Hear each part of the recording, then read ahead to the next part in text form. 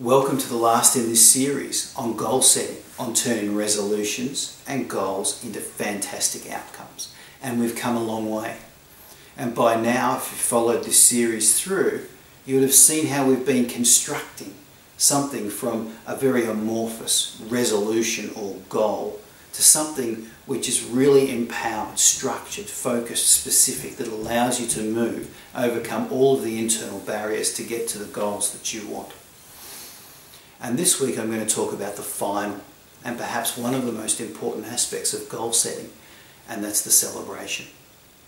Because how often is it that people reward themselves with success with more hard work?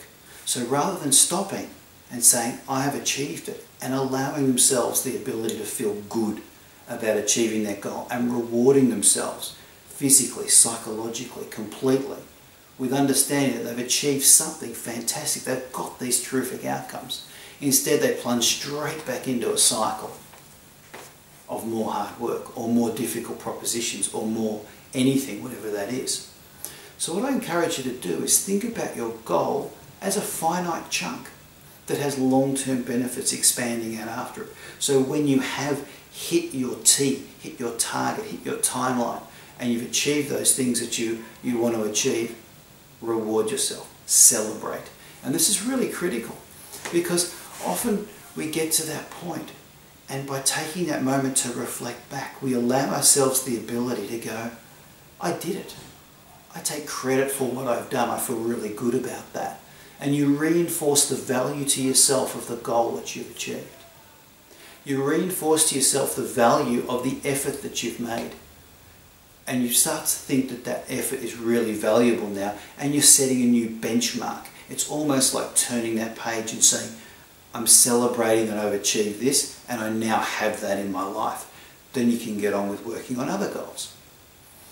And here's the thing, you can make your goal reward really simple, or you can make it complex. For example, with a gambler that was spending thousands each week, it was simply a matter of saving up the money they would have used on gambling, and the reward after 3 months was a fantastic holiday in Hawaii. How great is that? What a reward that was for them to go there, come back with a suntan, come back feeling great. And they said that was such a great reward. And for them, it really locked in that process. Or it might be going out to dinner with your partner. Or it might be going away for a spa weekend. It might be go hot air ballooning. Whatever it is for you that really lights your fires or makes you feel great, or that you can accept as a reward to celebrate the fact that you've achieved your goal.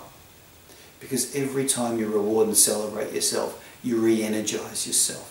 You say to yourself, thank you for the effort I've put in. You validate that whole process. You lock in a new standard. So I invite you to think about your goal.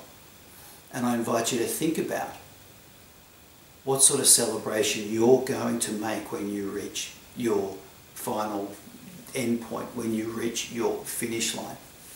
Because when you have that locked in, it gives you something to look forward to. It gives you something also as a beacon on a hill towards which you can go. So when I've achieved this, I will do that. So after I've had my 3 months of being smoke free, I'm going to go and do, I'm going to get surfing lessons or whatever it is for you. It really is going to empower your goal. So as we sit here now at the back end of this process, we've run through a significant number of things which are often not spoken about in goal setting.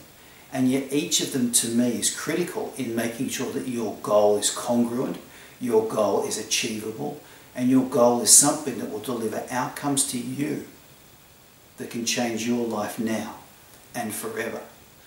So if you've got a positively stated goal, internal motivation, you understand the leverage that sits behind it.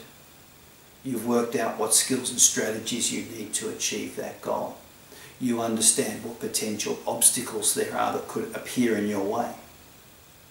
You've thought about your supporters, and you've really got those people who are your cheer squad, and you've got those people who you're accountable to. You understand your resources. You've got your resources aligned, both the ones you need and remove the ones you don't. You've got a very specific time and target orientated goal statement, so you know that's where I'm focused on. And you've worked out how you're going to celebrate and reward yourself. And when you've got all of those things in place, your goal is ready to be achieved. I look forward to hearing from you and how you went on your goal setting. And if you need any assistance, then get in touch with me, Philip Owens, at Reflective Resolutions, www.reflectiveresolutions.com. Good luck in achieving your goals.